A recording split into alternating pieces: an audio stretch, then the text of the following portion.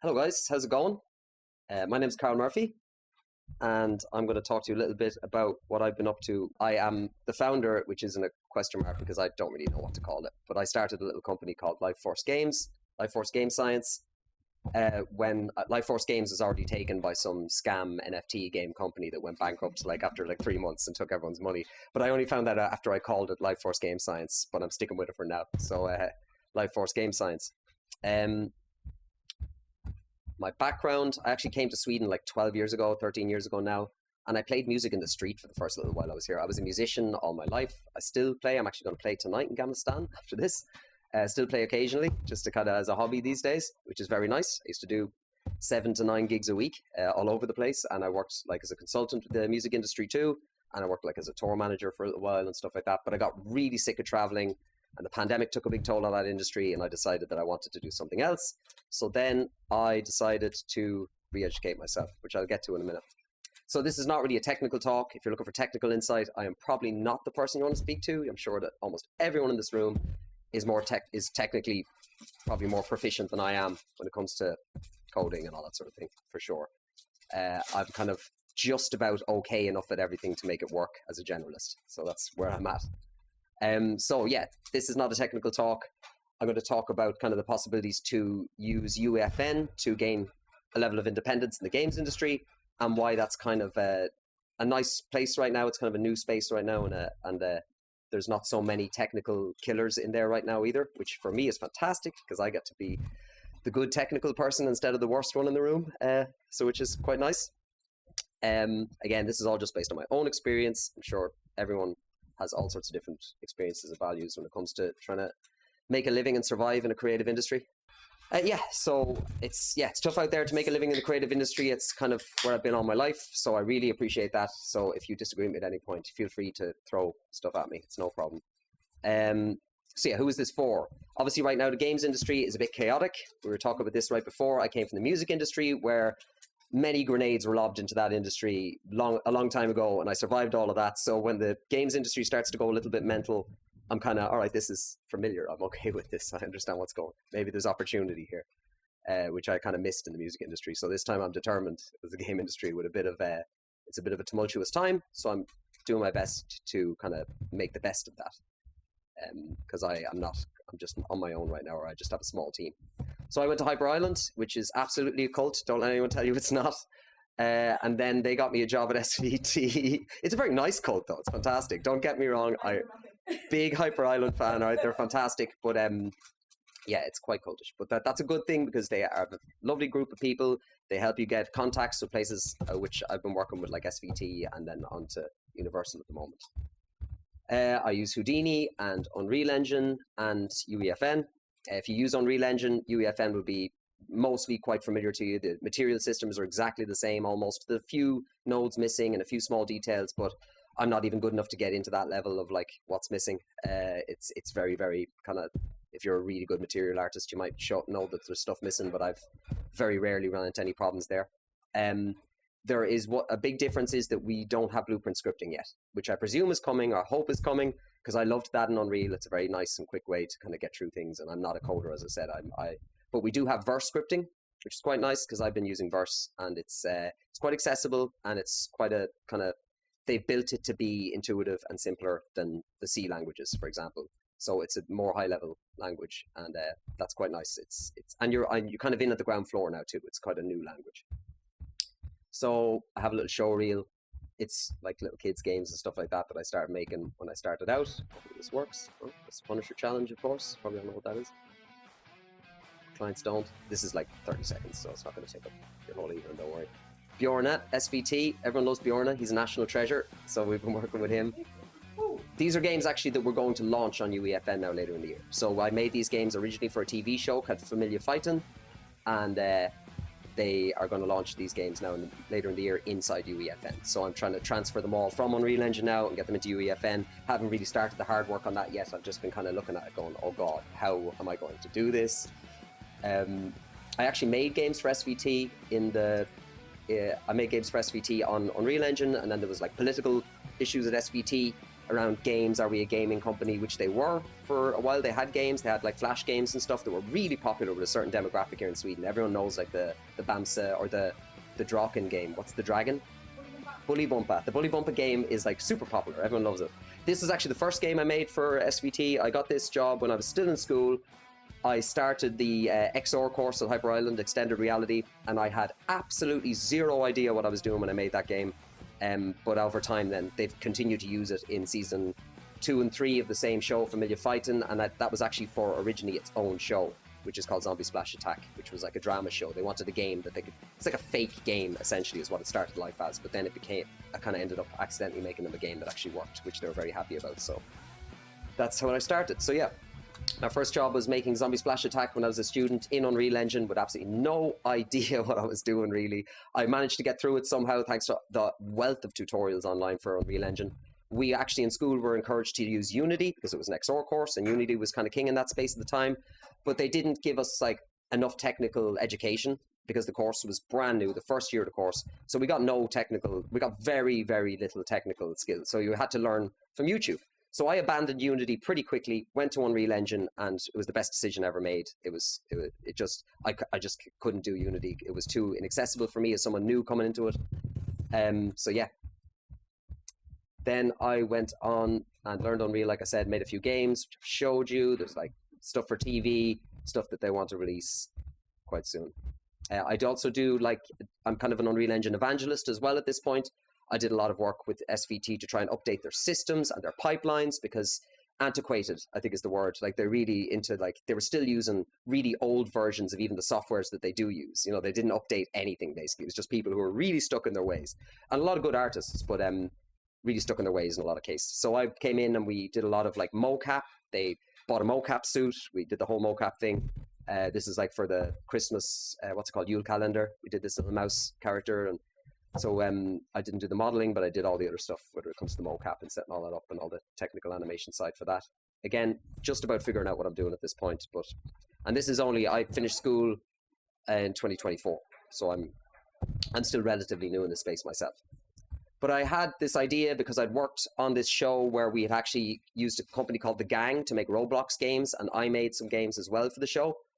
And The Gang's business model of making games exclusively for Roblox and selling that to brands, that in my head, alongside the fact that the UEFN, the talk about UEFN from kind of people who know a lot more than me was that there's definitely something here, this could be the future.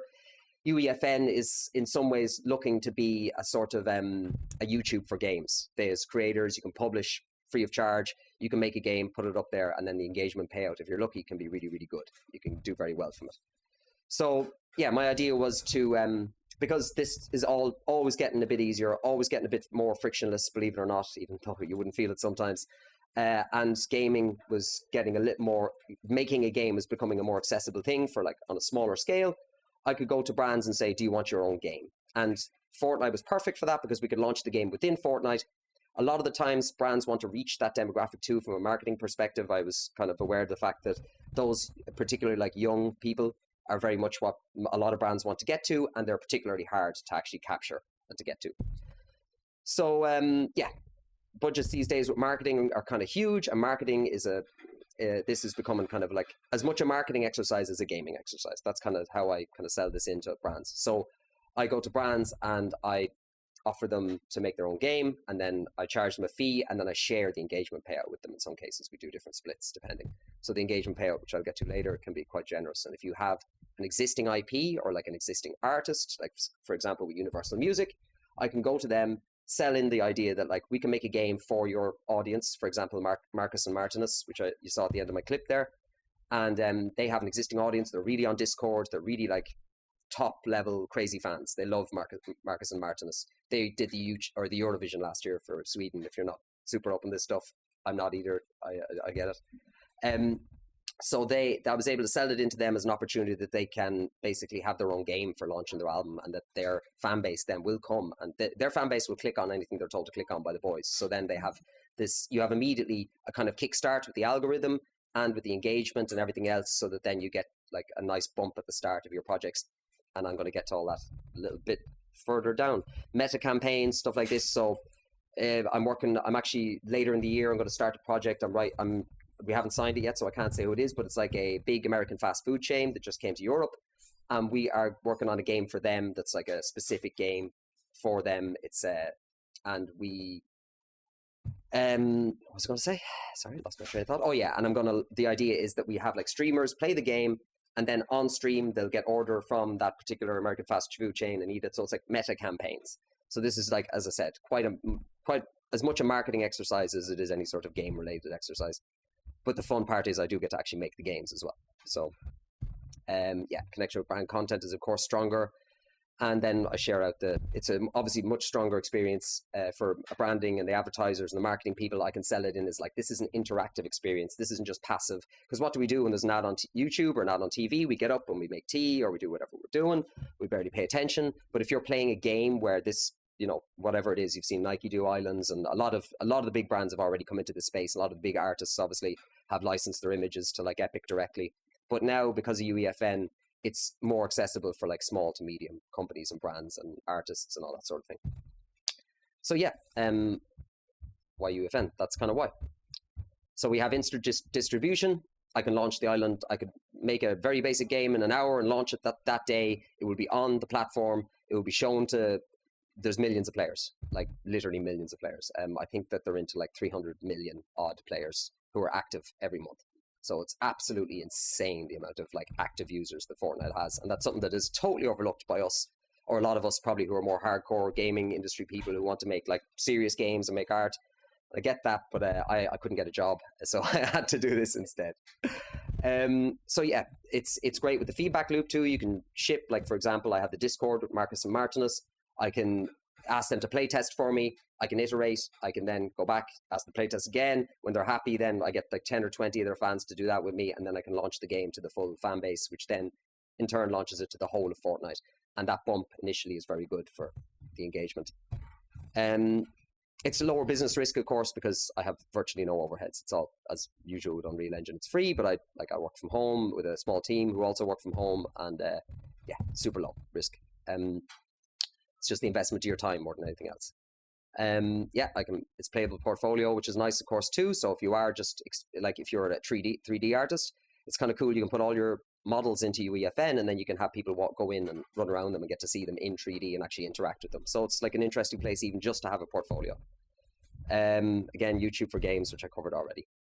And the standard is not sky high, let me tell you. As I said earlier, it's when you're going through the creator-made islands, the standard is still nowhere near what it is to like even good students in the games industry in a lot of cases. Like, and it's really rough around the edges, and it's kind of like, that's kind of how it is right now. But I then realized, like, using the tools, oh, we can do anything here. Like, I can put any model I want in. I can use the material function or material graph any way I want. I can make a game look essentially, you can even do like super hyper realism. You are limited to how much data you can put up in each game and then in turn onto the server, but that's kind of your only limitation. You can make a small super realistic, and even there is metahumans which you can put into experiences, so you can do all sorts of things now. It's just a empty platform in a way. It looks very much like Unreal Engine when you open it, and it works almost the same, as I said, with just some limitations in the technical end. So yeah, all the pain of back end is done for you. Multiplayer is done. I just have like a menu box, and I decide how I want the multiplayer functions to work.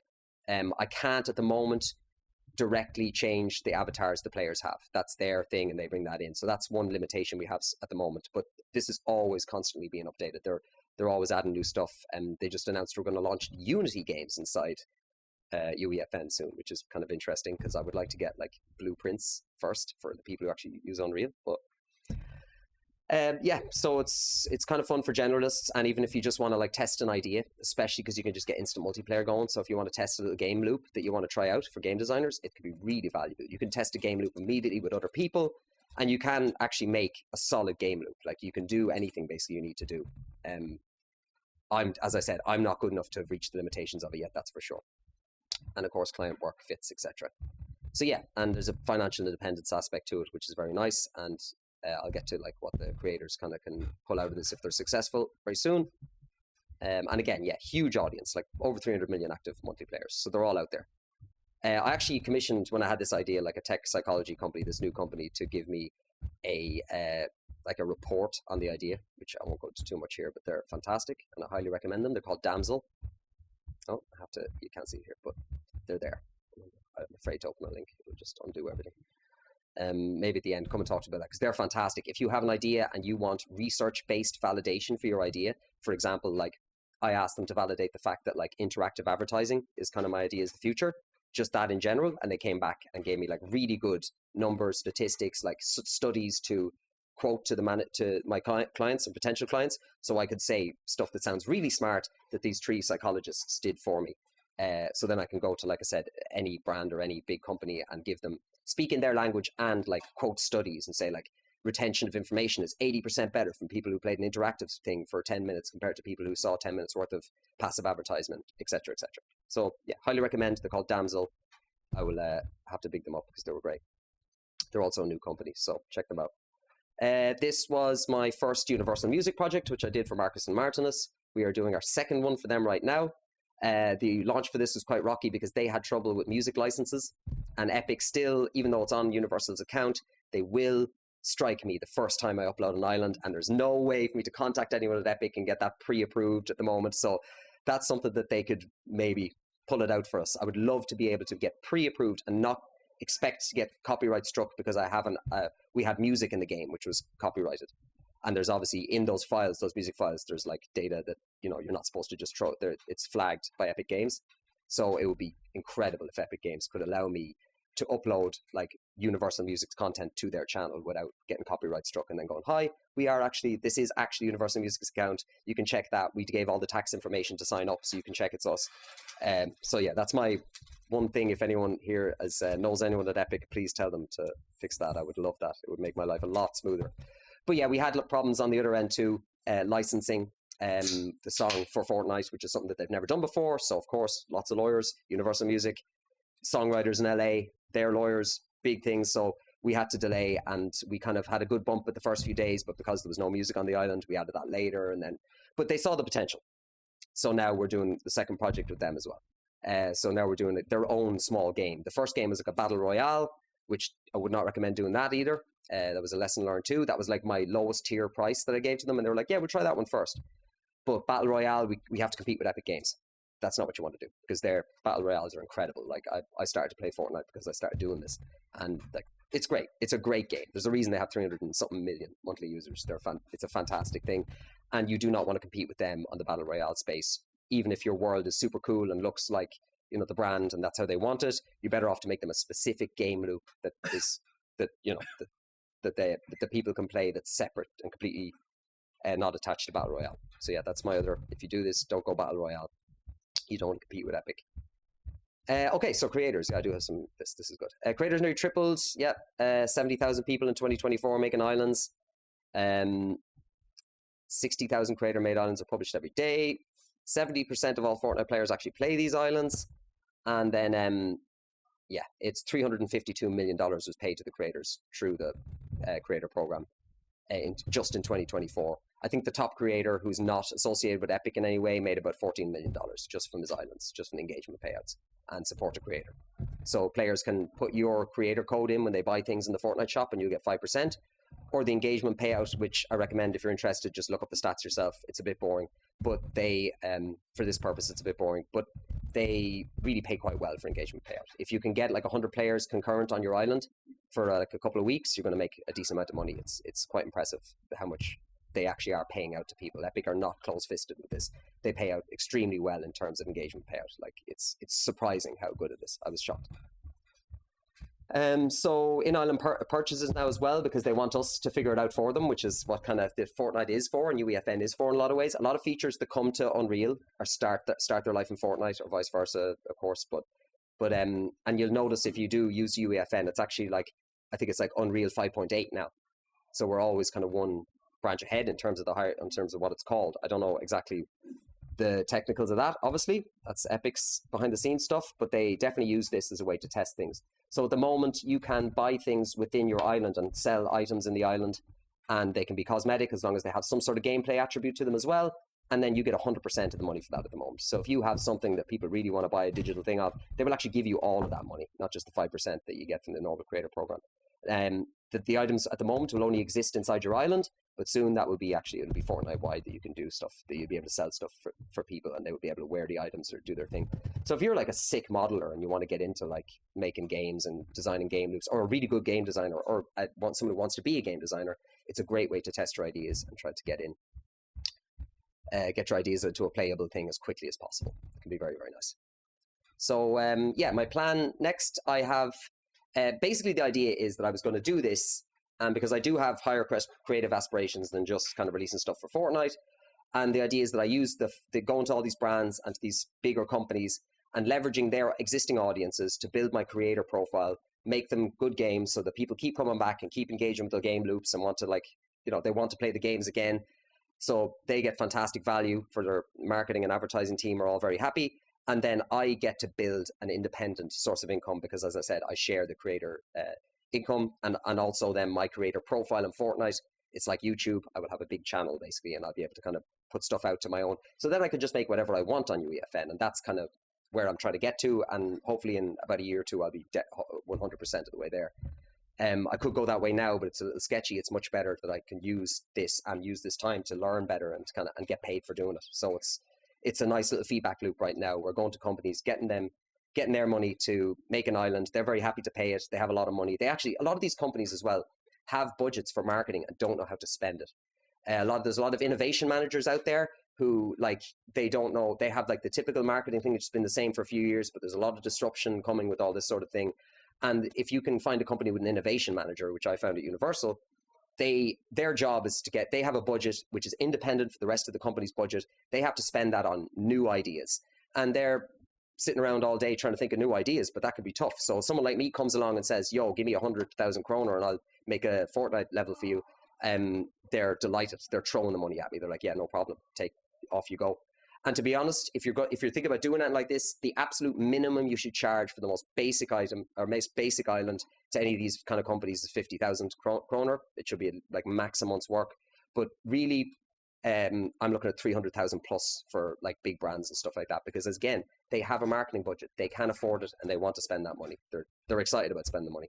So that's it, basically. I'm going to make it, just the last thing, that the idea is then that I can I've got a few ideas for games that I really want to make, and I'm kind of working on in my own time here and there, and I can go to crowdfunding or my existing UEFN audience and create a little bit of buzz and maybe get my own game project going. And this is all just me building experience and trying to get myself going for that.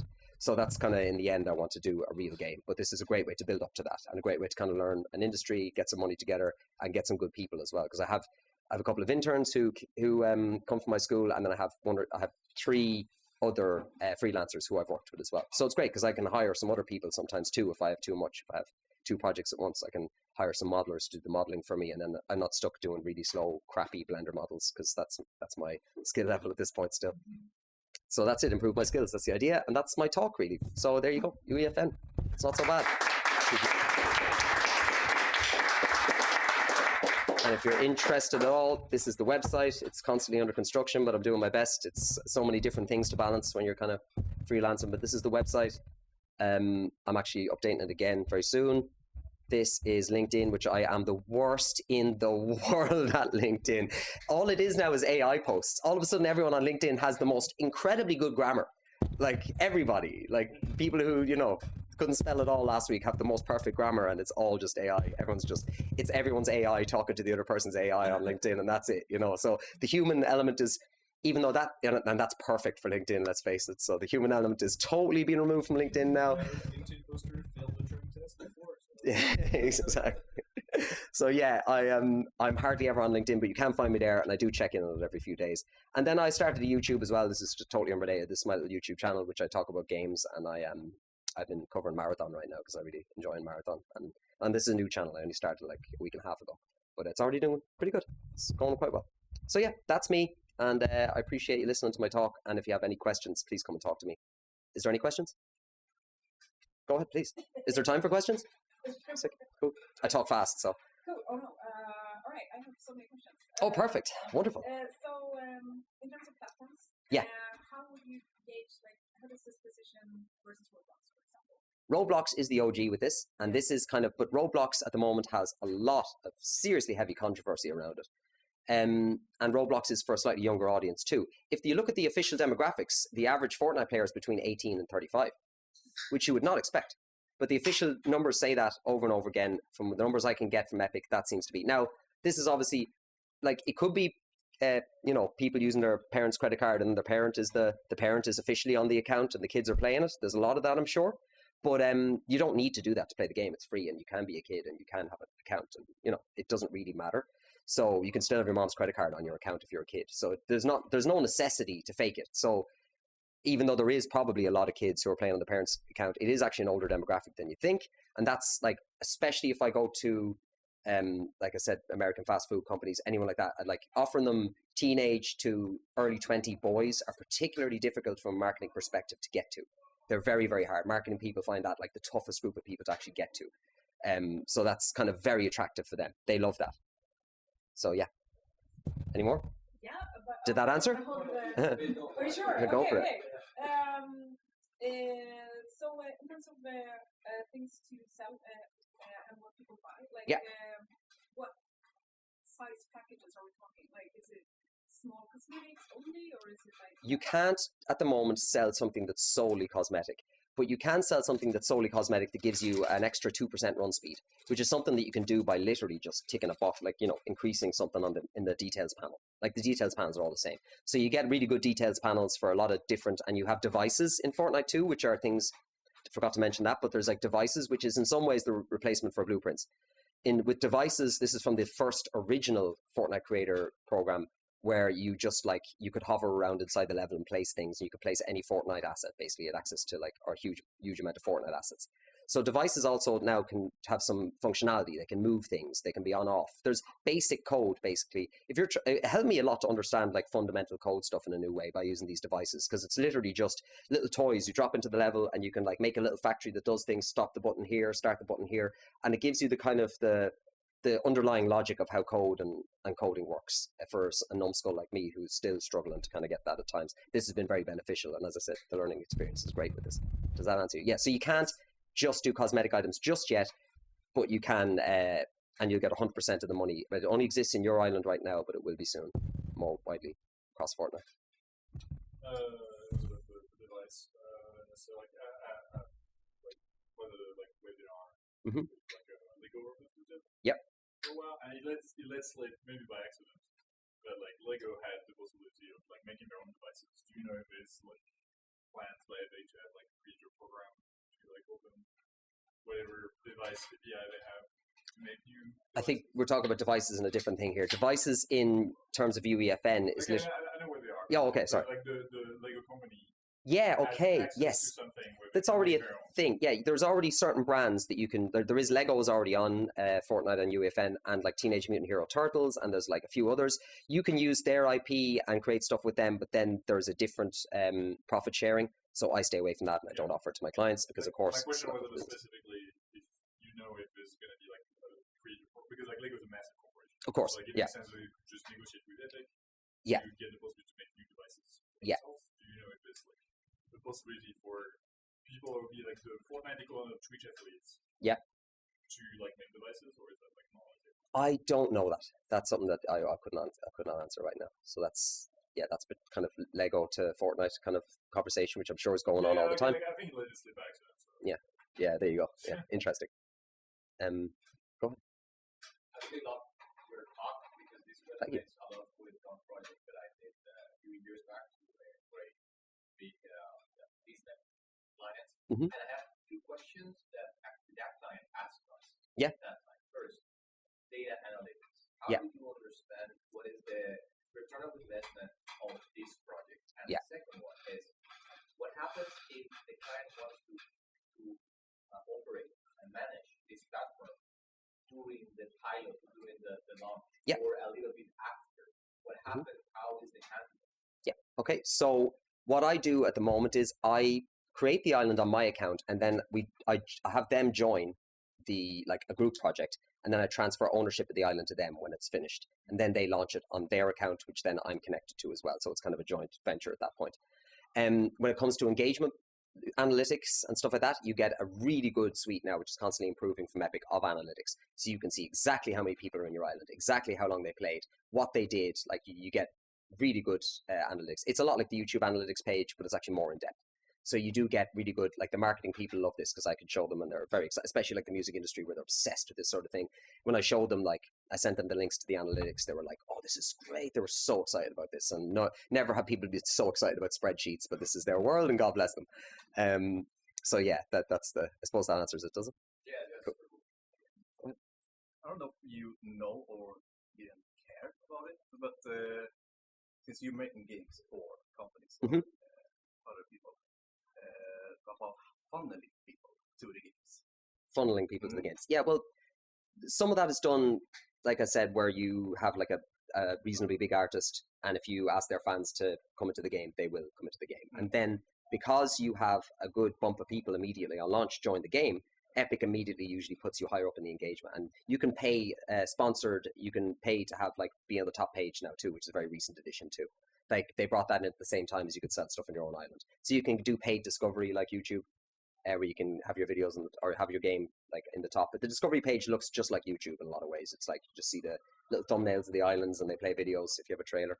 So funneling is kind of an issue, of course, because if you have to start at the bottom like YouTube, and if you don't get some traction or have like a social media following, you can be just kind of screaming into the wind, which is exactly why I went to like existing brands to try and leverage their existing kind of IP and audience so that then we can get people in. They do the heavy work on that. They do the heavy work on that. Like that. I do, exactly. They do the heavy work on that. But can you talk more about them? Yes, they're fantastic. So they are 3 girls. They just started. They are.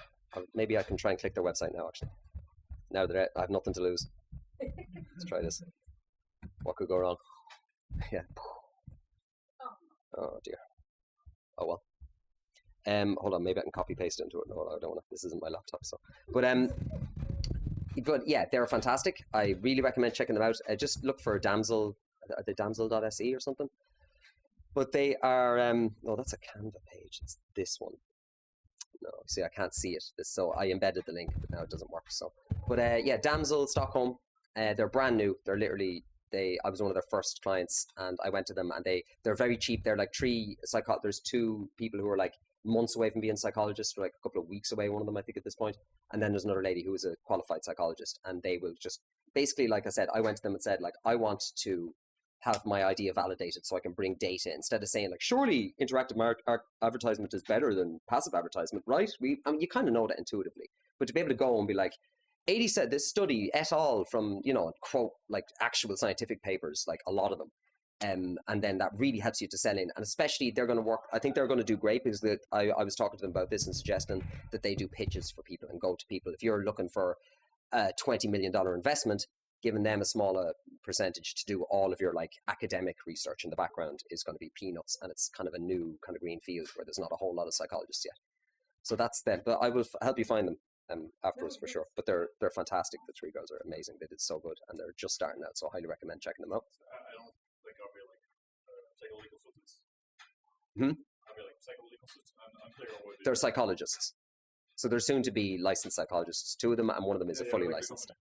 Oh, the company? Yes. So yeah, they're kind of tech consultants. So they help you with your tech for pitches and for like validating your ideas basically as well. So even internally, there's people who internally have an idea and have to bring it to the board. And then it's great to have like these people who can do the research for you and bring it to the board. Then of course, if you're pitching for money and you're getting 20, 30, $50 million, if you're looking for, which of course you might do if you want a game, you might need $100 million to make the game. Having these girls come in and do work for 2 weeks and take an absolute fraction of probably what they should as it is right now is really good. It works great. And I've already kind of used it. And it's the best thing. It makes you feel a lot better going into your pitches, being able to pull up like actual academic and say like, I hired consultants. They did this. And they only worked for like a couple of days on it. They're smart. They've got all, you see, they have access as well to all these libraries of research papers, which we do not as mere mortals. So their 7-year education or whatever is pays off there for everyone who wants to kind of cash in on that. So yeah, really recommend checking them out. Okay. Is that it? Wonderful. Thank you very much, guys. Thank you for listening to me. I hope it wasn't awful. Take care.